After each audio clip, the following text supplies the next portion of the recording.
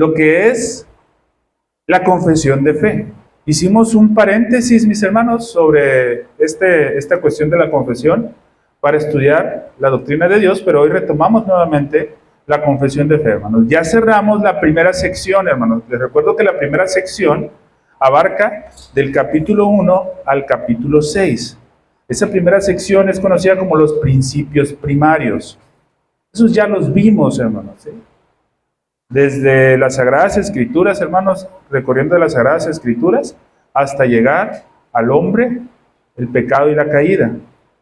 Y después de esto, hermanos, sigue la segunda sección, que es acerca, hermanos, del pacto. Y el capítulo 7, mis hermanos, recordemos como comentábamos que la confesión se estudiaba. Dentro de esas 4 secciones, el primer capítulo que presenta la sección explica de forma general de lo que va a tratar los posteriores capítulos, ¿sí? Entonces, el que vamos a estudiar ahora, mis hermanos, va a ser el capítulo 7, que es del pacto. Si ustedes traen sus confesiones, hermanos de fe, pueden abrirlo y vamos a ir viendo esta confesión. Primero, hermanos, lo primero que tenemos que aclarar es que en ningún sentido, mis hermanos, el capítulo 7 nos habla de la teología del pacto. Bueno, no es solo de la teología del pacto, ¿no? Muchos piensan, hermanos, que van a encontrar en el capítulo 7 lo que es la teología del pacto.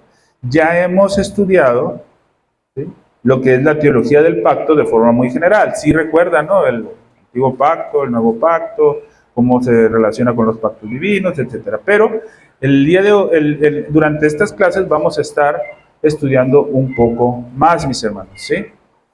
Entonces, no es, hermanos, sobre la teología del pacto.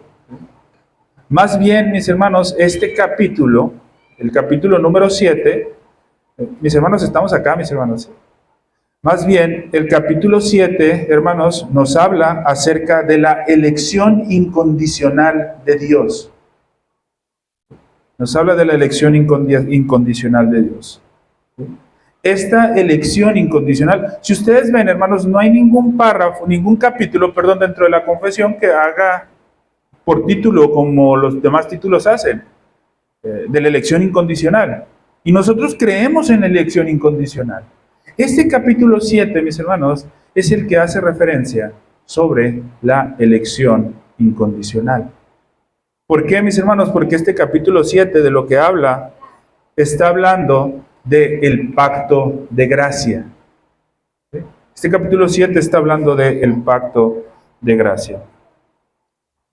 Hay 3 párrafos que componen este capítulo, mis hermanos, ¿sí? Son 3 párrafos. Y estos 3 párrafos, hermanos, los podemos resumir de la siguiente manera. Esto va a servir, hermanos, como una guía para que usted lo estudie también en su casa, ¿sí?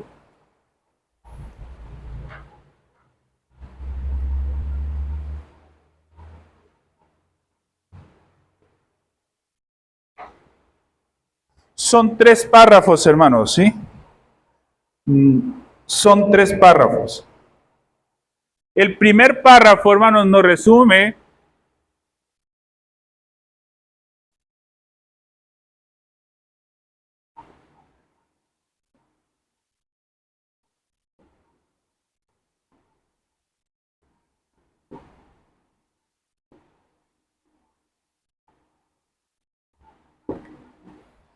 el primer párrafo, hermanos, del capítulo 7 nos habla, hermanos, de la necesidad de un pacto de gracia, ¿sí? Hay una necesidad, hermanos, en la historia de la humanidad de un pacto de gracia.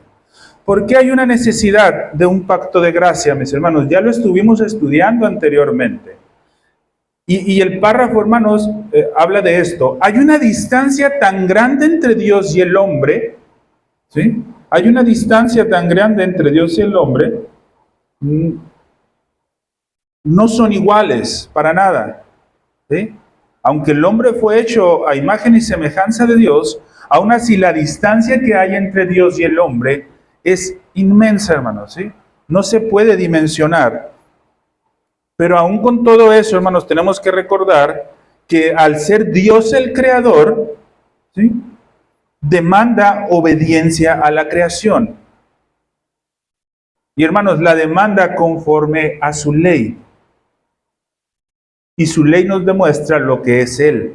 Entonces, aunque hay una distancia tan grande entre Dios y el hombre, al ser Dios el creador, demanda obediencia. Dice, hermanos, ¿sí? Demanda obediencia a la creación. Y el mismo párrafo 1, hermano, nos dice que el hombre nunca hubiera podido haber logrado la recompensa de vida de no ser por alguna condescendencia voluntaria de parte de Dios. No hay forma, hermanos, en que el hombre, ¿sí?, logre esa recompensa de vida eterna, a no ser que Dios de alguna manera lo dé de forma voluntaria, hermanos.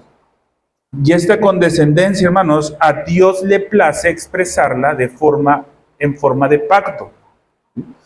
Lucas 17:10 dice: así también vosotros, cuando hayáis hecho todo lo que os ha sido ordenado, decid, siervos inútiles somos, pues lo que debimos haber hecho, hicimos.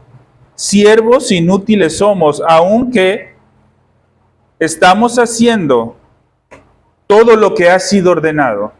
Aunque el hombre, mis hermanos, tuviera la capacidad en sí mismo de totalidad cumplir la ley, y cada esfuerzo que tenemos nosotros, mis hermanos, por obedecer a Dios, nunca debemos de jactarnos en eso, sino todo lo contrario. Siempre tenemos que decir, hermanos, que siervos inútiles somos, porque lo único que hicimos fue aquello que tendríamos que haber hecho. No hay, hermanos, no hay ningún mérito en hacer lo que te corresponde hacer. Hermanos, un padre que es responsable con sus hijos no tiene mérito, es su responsabilidad. Una madre que instruye a sus hijos, hermanos, no tiene mérito, es su responsabilidad. Ahora, hermanos, ¿reconocemos el valor y el trabajo que hacen los padres y las madres? Sí, pero es su responsabilidad hacerlo. Delante de Dios, hermanos, es igual. Cuando nosotros hacemos algo, hermanos, cuando nosotros venimos a la iglesia, cuando nosotros llegamos temprano al culto, cuando nosotros tenemos nuestra devoción personal, cuando nosotros tenemos nuestra adoración familiar, no tendremos por qué jactarnos de que somos cristianos ejemplares. No, hermanos, simple y sencillamente somos siervos inútiles. Porque esto no lo podríamos ver logrado, hermanos, de no ser por una condescendencia de parte de Dios, que a Él le plació mostrarla en forma de pacto. Job 35:7, hermanos, el pasaje que acabamos de leer ahorita, dice: si fueres justo, ¿qué le darás a él? ¿O qué recibirá de tu mano? Al hombre como tú dañará tu impiedad, y al Hijo del Hombre aprovechará tu justicia.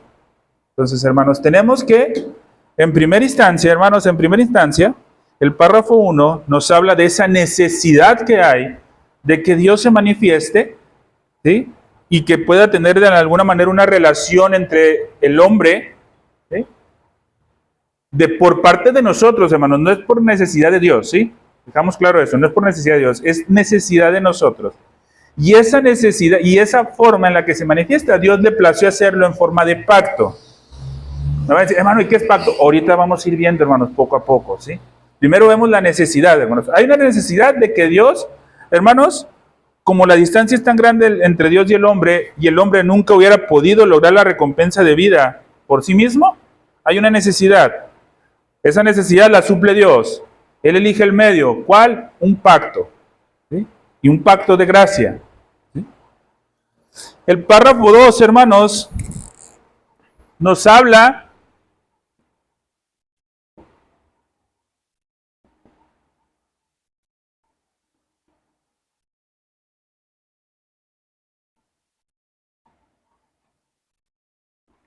del carácter esencial, hermanos, del carácter esencial del pacto de gracia. El párrafo 2 nos está hablando de un carácter esencial en ese pacto de gracia. Y ese carácter esencial, hermanos, voy a poner esto un poquito más abajo. Ese carácter esencial del pacto de gracia es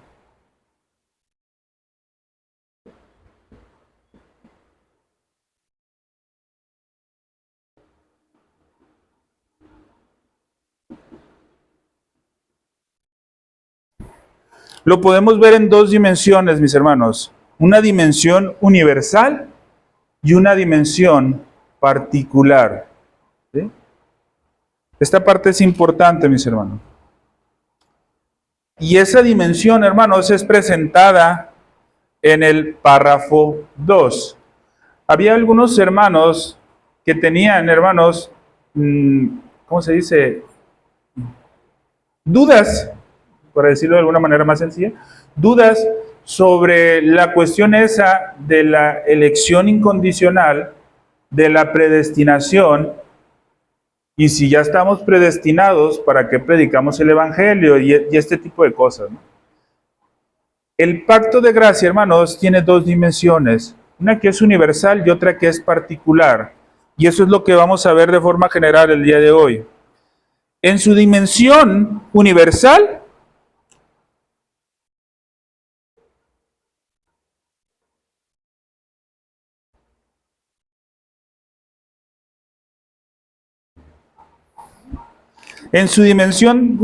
hermanos, dentro del capítulo 7, párrafo 2, dice que ofrece a los pecadores vida y salvación en Jesucristo, requiriéndoles la fe en Él para que puedan ser salvos. Eso se lo ofrece, hermanos, a los pecadores.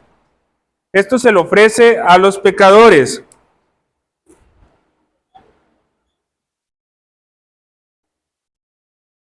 Y nosotros podemos ver, hermanos, en Juan 3:16, porque de tal manera amó Dios al mundo, que ha dado su Hijo unigénito, para que todo aquel que en Él cree no se pierda, mas tenga vida eterna.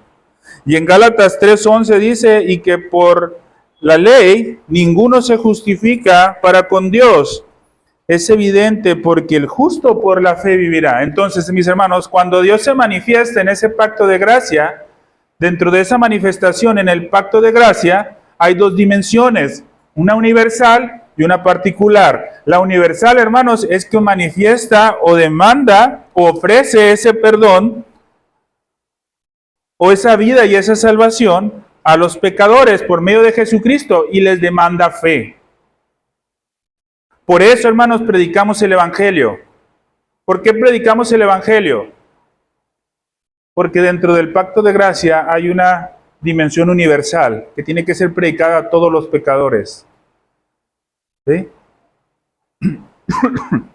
Y la Escritura no le enseña. Sin embargo, hermanos, también nos habla de una dimensión particular, ¿sí? Donde dice que esta particular son aquellos que están ordenados para vida eterna. Es decir, hermanos, Dios ofrece, ¿sí? Dios ofrece a los pecadores, a todos, en ese pacto de gracia, Dios ofrece a todos los pecadores vida y salvación por medio de Jesucristo. Por eso no vamos a andar preguntando, ¿eres elegido? Ah, entonces te predico el Evangelio. No, mis hermanos, predicamos a todos, porque todos son pecadores. Y la oferta es para todos, salvación y vida por medio de Jesucristo. Sin embargo, mis hermanos, tenemos que reconocer que la Escritura nos enseña también que hay una dimensión particular dentro de ese pacto, que es dirigido a todos aquellos que están ordenados para vida eterna.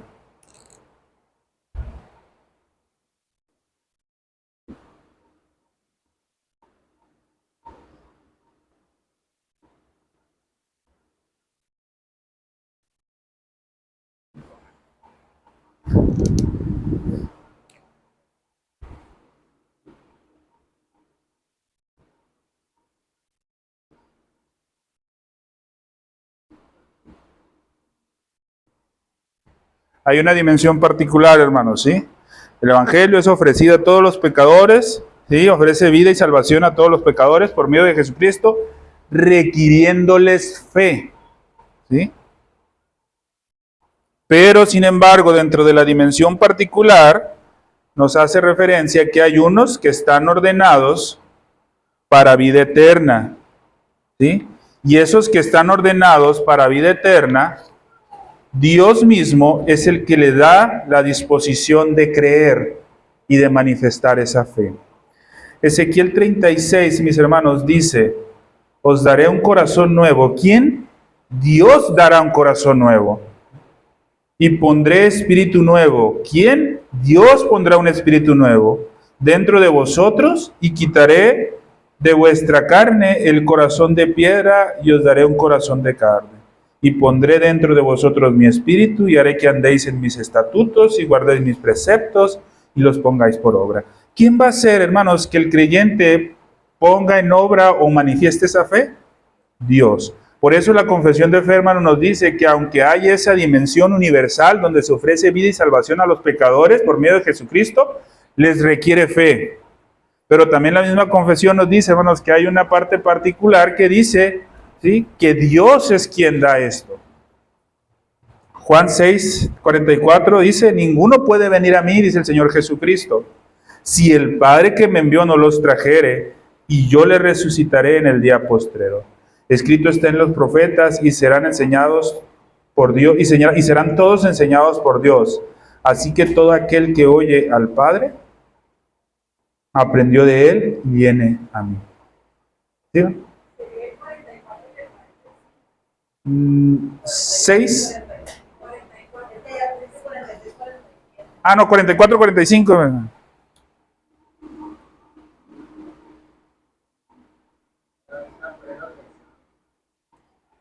Pasaron la prueba. Sí, hermano, sí es 44, 45. Y no sé por qué lo puse, hermano, porque en la nota sí lo traigo 44, 45. Sí. Bueno, mis hermanos, continuamos. El párrafo 3, hermanos, ahora.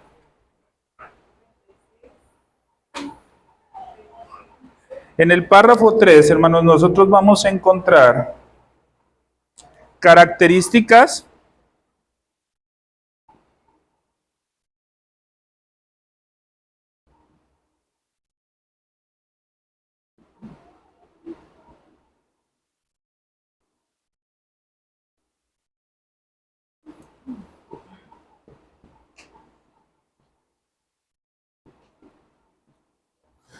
una serie de características, hermanos, significativas. Características significativas, mis hermanos, del pacto de gracia. ¿Cuáles son esas características significativas, hermanos?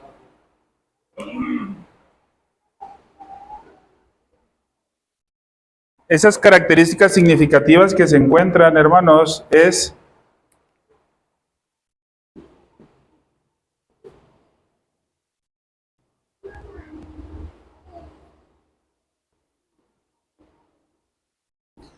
su revelación progresiva, mis hermanos. ¿Sí? Su revelación progresiva. Su fundamento eterno.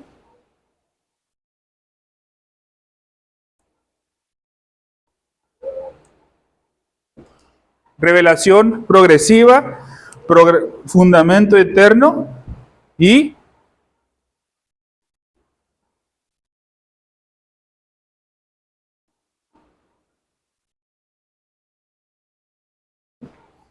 su provisión exclusiva. Hermanos, el pacto de gracia se revela progresivamente. El pacto de gracia, hermanos, ¿sí?, se presenta primeramente, y esto lo vamos a estudiar, mis hermanos, porque es importante. El pacto de gracia se presenta primeramente en Génesis 3:15. A partir de Génesis 3:15, mis hermanos, el pacto de gracia se va revelando progresivamente hasta llegar a su pleno cumplimiento en el nuevo pacto, con la venida de nuestro Señor Jesucristo. Pero anteriormente, hermanos, se presenta en las Escrituras y se presentó al pueblo de Dios en el Antiguo Testamento en sombras, figuras de lo que habría de ser. Usted le ha tocado escuchar hablar, hermanos, muchas veces de que los sacrificios eran sombras del sacrificio de Cristo.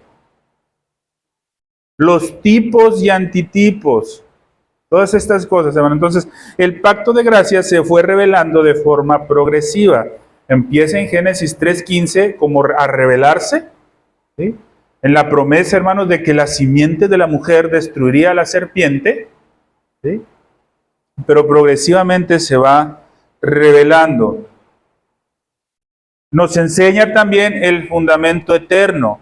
No, mis hermanos, porque porque haya sido revelado el pacto de gracia en Génesis 3:15, quiere decir que allí se empezó a fundamentar ese pacto. No, mis hermanos, hay algo que se le conoce como... No vamos a entrar en esta situación, hermanos, esto no lo vamos a ver por el momento, pero esto de arriba ya lo puedo borrar, ¿verdad? Esto de aquí.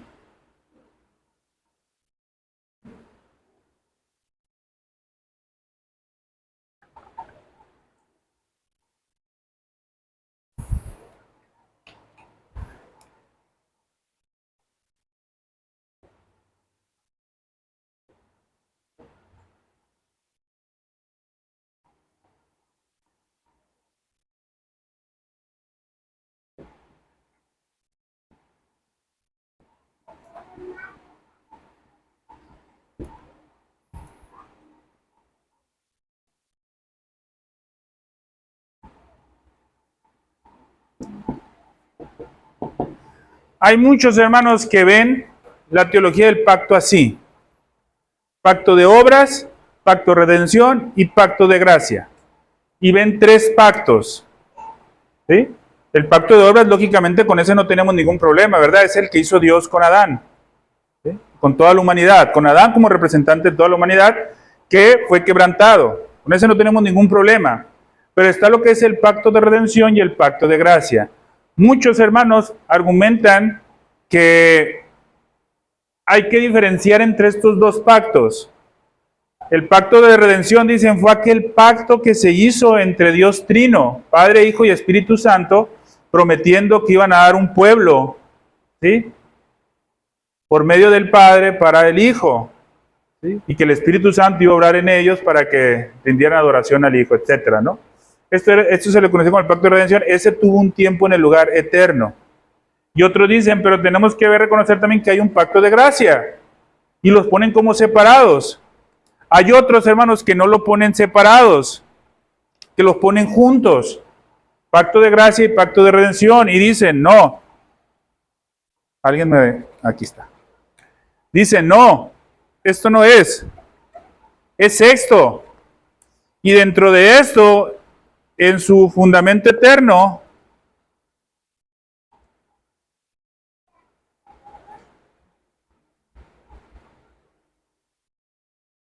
está la redención. Hay otros que dicen eso, hermano. No vamos a ponernos ahorita a pelear cuál es la posición, bueno, no pelear, hermanos, porque no se trata de la teología, nunca se trata de pelear, hermano. Corrijo.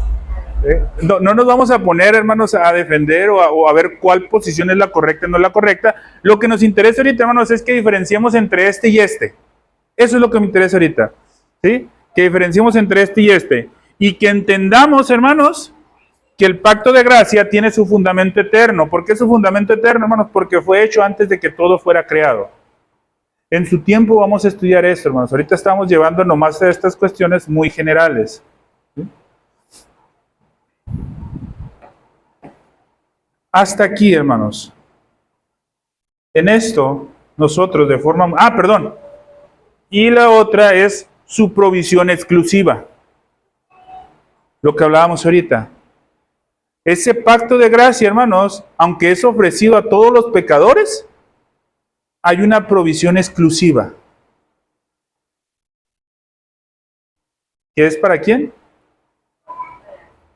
Elección incondicional. Aquellos a los que Dios le va a dar la capacidad de creer. Ahora usted me va a decir, hermano, ¿pero qué no sería eso un poco injusto? Si usted pudiera pensar, hermanos, que a lo mejor eso sería un poco injusto, las lecciones de ahora del catecismo nos van a responder esa duda, las de esta semana. Ahí vamos a ver si está siendo injusto. Lógicamente, con estas lecciones que vimos, hermanos, ya debimos de habernos dado una idea a esta respuesta. La idea va a ser, hermanos, que el catecismo vaya acompañando la enseñanza. Esa es la intención, hermano. Entonces, con esta cuestión de que, entonces no sería injusto Dios por no darle la capacidad de creer a todos. El catecismo les va a responder. Hace una pregunta que dice, entonces, ¿es injusto Dios porque les demanda algo que no pueden hacer? Y la respuesta, sí, prácticamente la ponen casi en mayúsculas, no. Y empieza a explicar que la realidad, Dios creó al hombre bueno, santo, justo, recto. Pero el hombre, sí. Bien, hasta aquí, hermanos. Esto es, de forma muy general, lo que trata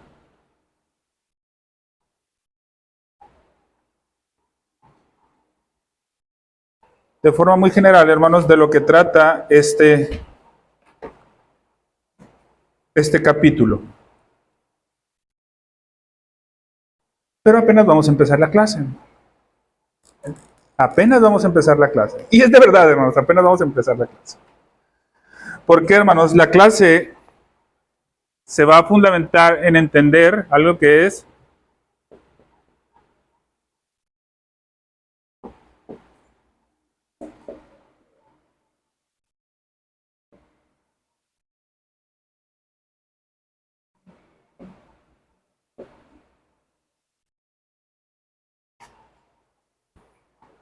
Samuel Wadrom, hermanos, le llama en su librito de comentario a la confesión, le llama la pertinencia teológica.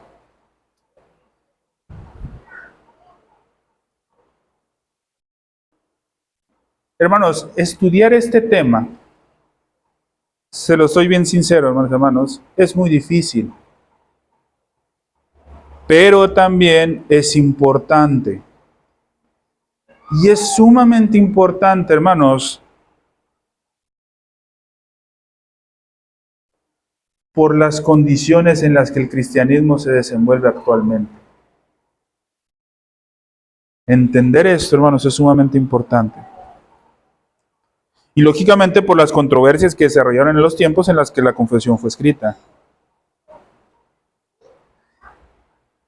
Lo que hace mucho ruido, hermanos, hoy, y lo que hizo mucho ruido antes también, aunque a nosotros nos parezca una locura, hermanos, pero sí a muchos les causa mucho ruido, es esta cuestión, hermanos, de pacto de gracia.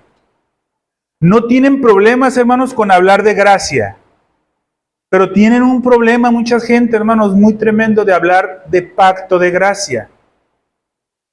Los dispensacionalistas, mis hermanos, no tienen problema de hablar de una dispensación donde la salvación es por gracia y la estamos viviendo según la postura de ellos hoy. Pero ellos dicen, anteriormente no serán salvos por gracia, porque vivían bajo otra dispensación. Ellos no tienen ningún problema, mis hermanos, en aceptar hoy el término gracia y con lo que conlleva el término gracia, hermano. Y lo que muchos, a lo mejor a primera respuesta se nos viene, favores merecidos de parte de Dios, etc. Ellos no tienen problema con eso. Y muchas iglesias no tienen problema con eso. Pero cuando hablas de un pacto, ahí empieza a haber problemas. ¿Por qué, hermanos? Porque cuando hablas de un pacto, forzosamente tienes que hablar de elección, predestinación. Y cuando empiezas a hablar de predestinación, allí empieza a haber el problema. ¿Por qué no tienen problemas, hermanos, con aceptar el pacto con Abraham? Porque dicen, es que eso sí fue para la nación judía. Eso fue para aquel tiempo. Y no tenemos problema en aceptarlo. Pero nosotros vivimos en otra dispensación. ¿Sí? Hay un problema bien tremendo con esa posición, hermanos. Porque aunque la Escritura no habla textualmente así, hermanos, la palabra pacto de gracia, está bañada, hermanos, en su revelación desde Génesis hasta el Apocalipsis. Y hay un problema bien tremendo con eso, hermanos. Si nosotros no queremos aceptar el término pacto de gracia, porque no aparece en la Biblia tal cual, es un problema bien tremendo, mis hermanos, porque entonces también tenemos que rechazar Trinidad. También tenemos que rechazar membresía. También tenemos que rechazar principio regulador. Cosas que ya hemos hablado un poco. Y cosas, hermanos, que el mismo dispensacionalista, hablando de Trinidad y membresía, no rechaza. Porque, hermanos, ellos argumentan que es un poco raro, hermanos. El dispensacionalista, en su mayoría, no son confesionales, como nosotros somos confesionales. El día de hoy yo platicaba con unos hermanos que no son confesionales y les hacía la pregunta, oye, pero ¿cómo puedes decirme que tú estás en la verdad si la misma afirmación me la hace un testigo de Jehová, un mormón, un católico romano, un adventista, un pentecostal? ¿Cómo puedes decirme que eso es verdad? ¿O cómo puedes afirmar que tu interpretación es la correcta? No, pues es que el Espíritu Santo me lo da a mí. ¿Y cómo puedes asegurarte que a ti sí y a él no? No, pues es que hay algo que siento en mí. Pero si el Señor nos dice que el sentimiento de nosotros, el corazón de nosotros es engañoso más que todas las cosas, ¿cómo aseguras? Y nomás se quedaba pensando. Y le digo, el confesionalismo nos hace ver a la iglesia como la columna y baluarte de la verdad. Y no porque el confesionalismo lo diga, sino porque la Escritura nos lo dice. Y al ver a nosotros, a la iglesia, como columna y baluarte de la verdad, entendemos esta parte del confesionalismo. Reconocemos que no es palabra inspirada de Dios, pero sí reconocemos que es palabra de los siervos fieles de Dios que han ministrado a la iglesia a través del tiempo. Y es la forma en la que se ha enfrentado la herejía, hermanos. ¿Por qué se desarrolló la doctrina de la Trinidad? Por pelear contra aquellos que dijeron, es que el Espíritu Santo me está diciendo a mí que esto es así. Pero la iglesia dijo, no. Y desarrollan la doctrina de la Trinidad. Entonces, en la teología del pacto, hermanos, o el término pacto de gracia es esto, hermano. Sin embargo, hermanos, quiero aclarar algo antes de iniciar con esto, porque no nos va a dar tiempo. ¿Sí? Únicamente vamos a ver un punto. Aunque es importante, hermanos, es muy importante, y por eso la clase se llama la pertinencia teológica del pacto de gracia. ¿Ay?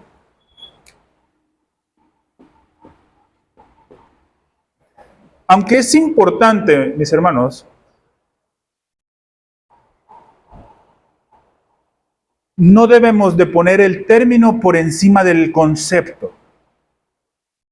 Aquí, espero yo tener mucho cuidado, hermanos, con esto y que no se malinterprete.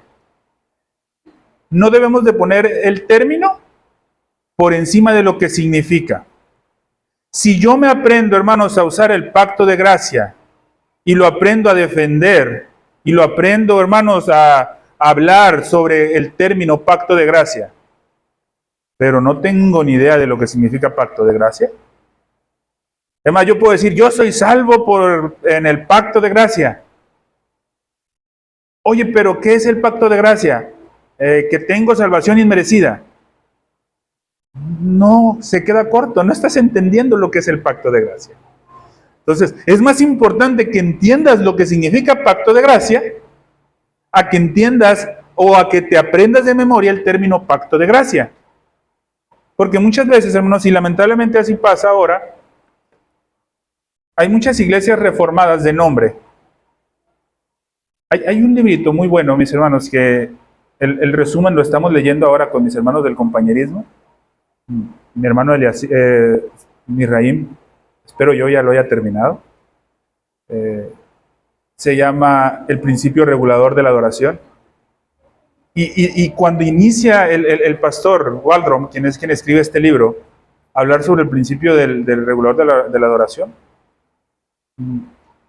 habla de la importancia, mis hermanos, de que cuando adoptemos ciertos términos, entendamos primeramente a lo que se refiere el término, para decir que lo adoptamos.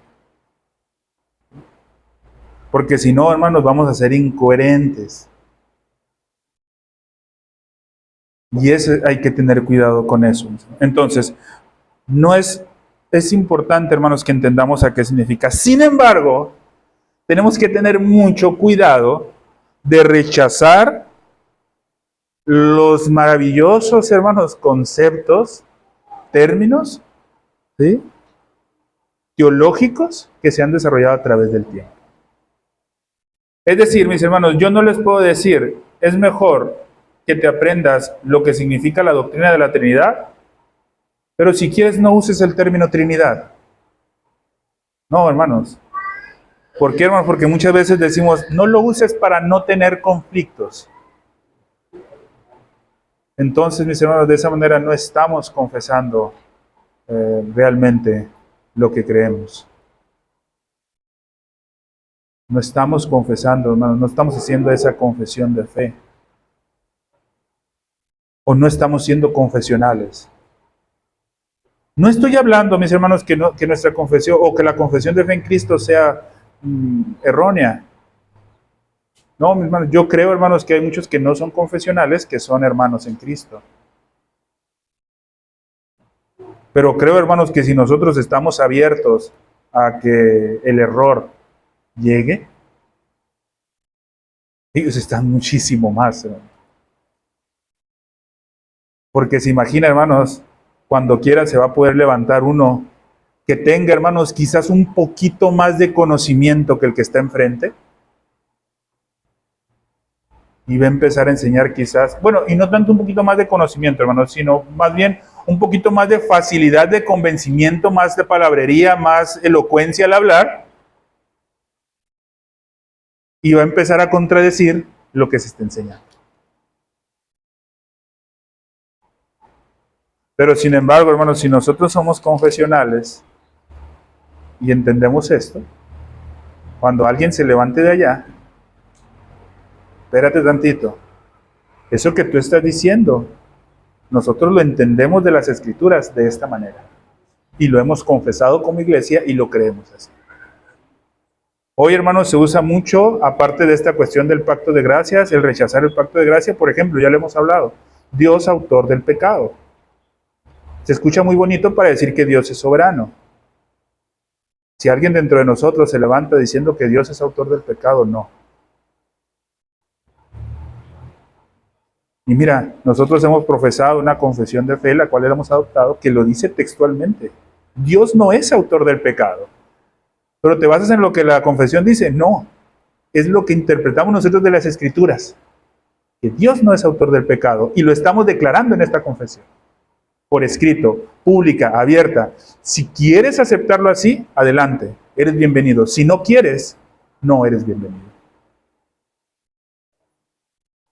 Entonces, hermanos, lo mismo pasa con el pacto de gracia. Debemos de considerar esto, hermanos. El pacto de gracia, hermanos, ¿por qué es importante? ¿Por qué es importante el pacto de gracia? Lo resumo en un punto, hermanos.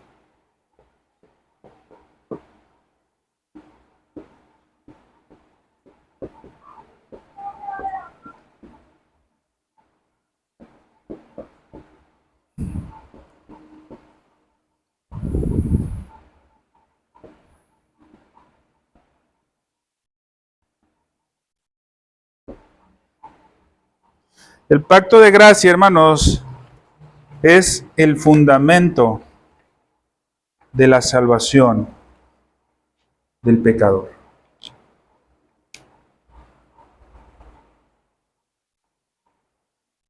Es el fundamento de la salvación del pecador.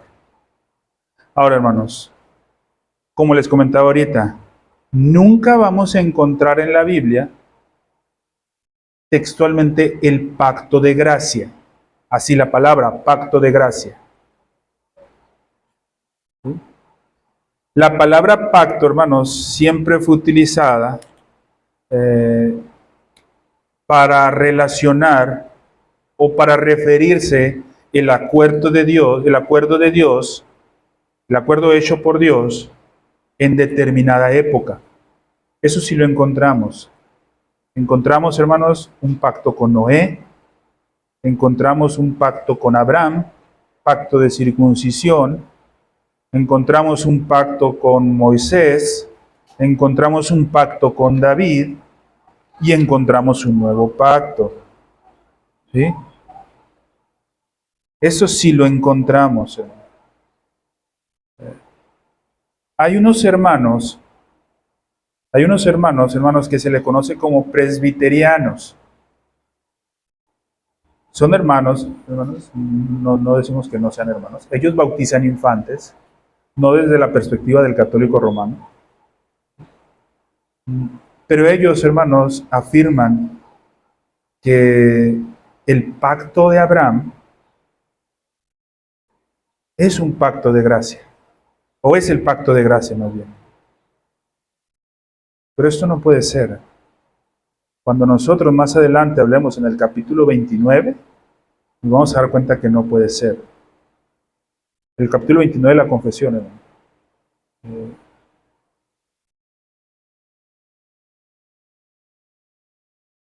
Ahora, hermanos, hay algo también que en las Escrituras se conoce como el nuevo pacto. El nuevo pacto. La confesión de fe, hermanos, nos afirma que la plena revelación del pacto de gracia se completó en el nuevo pacto. Sin embargo, hermanos, hubo revelaciones progresivas en los pactos anteriores. ¿Sí? Tenemos que tener mucho cuidado, hermanos.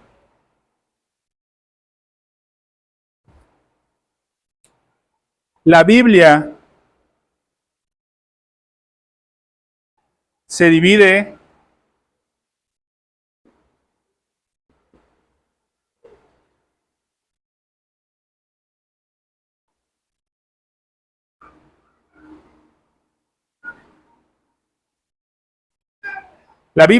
de esta forma, hermano. Con lo que vamos a decir, hermanos, no quiere decir que no se divida de esta forma la Biblia. Dentro de la teología pactual, hermanos, si aceptamos que en la historia de la humanidad hay dos dispensaciones. Aquí quiero tener mucho cuidado con esto, hermanos. No es dispensacionalismo, hermanos. Nos vamos a tomar 5 minutitos, hermanos. Les voy a pedir 5 minutitos. Porque es importante esto. No es dispensacionalismo. Creemos que hay dos tiempos, hermanos. ¿Sí? En este tiempo, en la dispensación del antiguo pacto, se reveló el pacto de obras y se reveló el pacto de gracia. El pacto de obras, cuando se hizo ese acuerdo del Señor con Adán como representante de toda la humanidad, y el pacto de gracia, Génesis 3:15, se revela. Recordemos, hermanos, ¿cuándo se establece en estas dispensaciones, se establece este pacto? No. Voy a poner acá.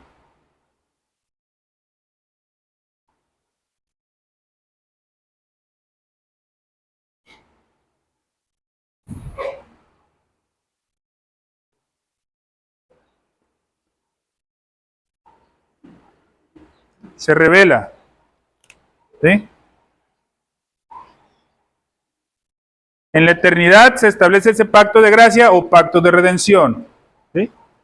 En la dispensación del antiguo pacto se revela el pacto de obras y se revela el pacto de gracia que fue hecho acá. ¿Sí estamos hasta ahí? De aquí, hermanos, empieza a haber una serie de pactos. Pacto con Noé.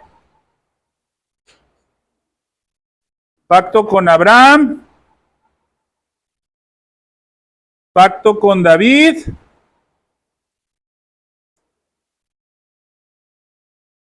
Y el nuevo pacto. Esa fue una revelación progresiva. El otro domingo vamos a estudiar cómo se enlazan estas revelaciones.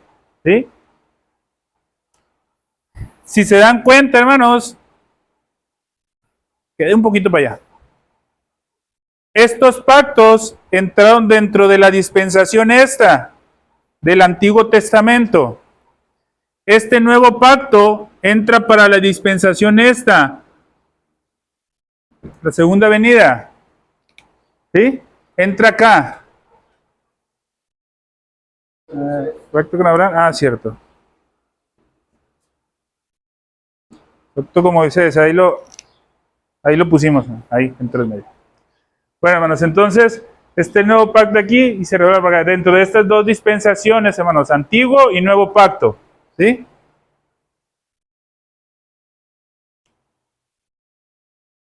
¿Qué hace el dispensacionalismo? Aquí dice que fueron ciertas dispensaciones. Y habla de la salvación de forma distinta. ¿Qué hace la teología pactual, hermanos? Lo que históricamente se ha creído. Que todos han sido salvos.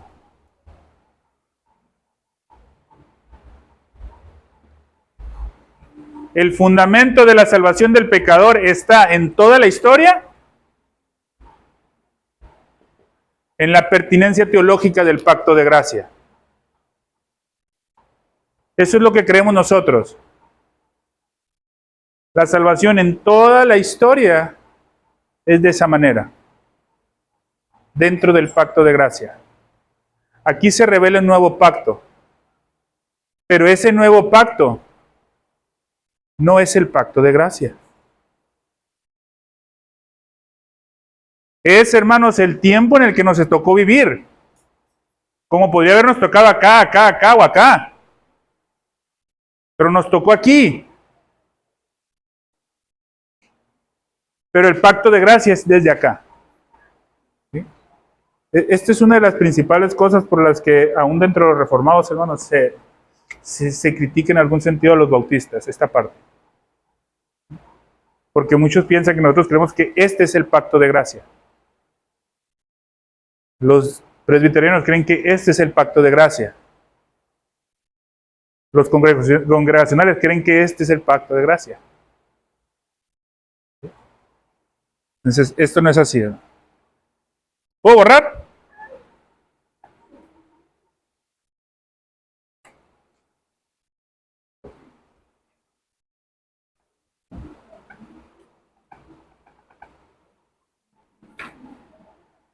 Hasta aquí, hermanos, ¿hay alguna duda sobre esto? ¿Dudas? Yo sé que es mucha información, hermano. Gracias a Dios está grabada. Sí, hermano. Si quieren, si las preguntas las respondemos nosotros, ¿no?